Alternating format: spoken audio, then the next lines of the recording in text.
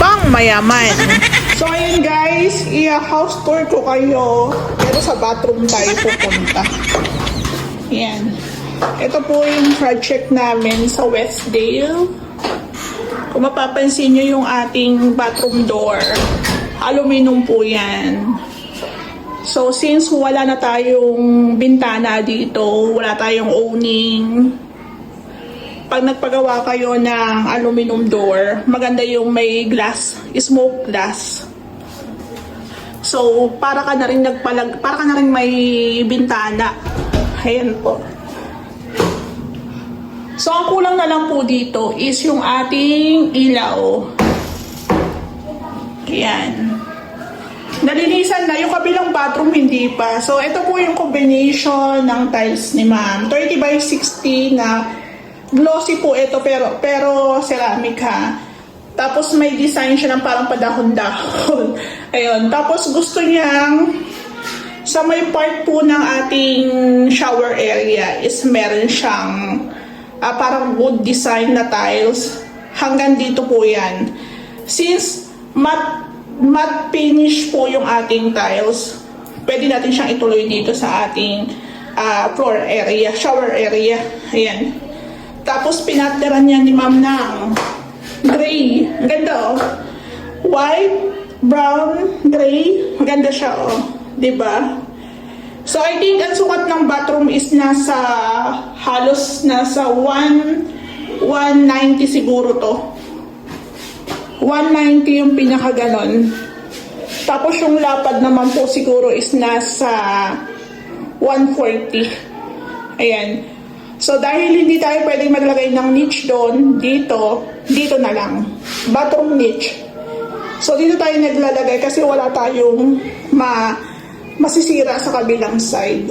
O, diba? So meron tayong heater. Pangmayaman yan, Panasonic. So, medyo pricey lang din. Ganun talaga pag nagpagawa ka, di ba? So, meron tayong shower set. Meron tayong towel rack. At meron tayong set na lavatory with cabinet. Ayan, o, di ba? So, kung bibili kayo ng lavatory, mas maganda yung set na may kasama na siyang cabinet para hindi nyo na po problema. Tapos, meron din siyang mirror. Ayan o, diba? Pack. So, ito wala siyang ilaw. Pero, lang. Diba? O, saan ka dyan? Ang ganda ko. So, nagalagay tayo palagi ng outlet. So, sasabihin na naman ng basher, mababasa. Ito po is universal. Meron yan harang dito. So, safe naman yan. So, hindi ka naman siguro maghihilamos dyan na tatamaan mo pa yung ating outlet. So, ganyan siya set na maganda siya, diba? Lalo na yung nasa salamin. So, naka-PVC panels tayo. Meron tayong Akari na exhaust fan. Isang center light. Wala pa. Waiting pa kami kay ma'am. Tapos yung toilet bowl natin. GB 2050. Ayan siya. Set na. Ayan. O, diba? Napakasimple lang ng ating renovation. Simple lang yung materyales. Pero pag nagawa ng maayos, yun nga isasabi ko sa inyo, pang mayaman ang datingan. So, mas prepared namin maging sukalo dito. Para yung tubig dito lang din talaga. Kung aapyas man, medyo malabo dahil mataas to. Tapos dito, hindi ko po advise yung paglalagay ng sukalo dito.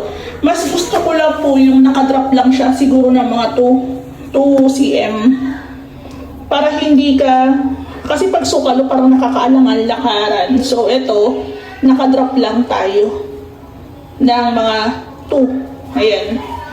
So ito naman naka-finish naman siya ng adhesive. Tapos andito yung ating floor drain. So, kadalasang problema ng mga bathroom, nagkakaroon ng stain.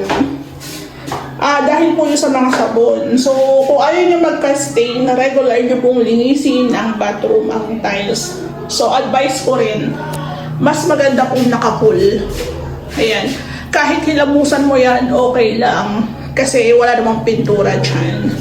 So again, tingnan nyo. Diba? So ayan po ang peg ng bathroom door natin na merong konting smoke glass sa taas. So maliwanag. Pwede kang mag-bathroom kahit walang ilaw, kahit brown out. Diba? So, sharing ideas lang tayo. Siguro yung gantong bathroom, aabot siya ng mga 6 to 7K. Hindi ko lang sure kung magkano kasi ito kay ma'am, isang buuhan to eh. Lahat ng mga glass and aluminum works niya. Ayan, di ba ganda? Ang tanong, may budget pa ba?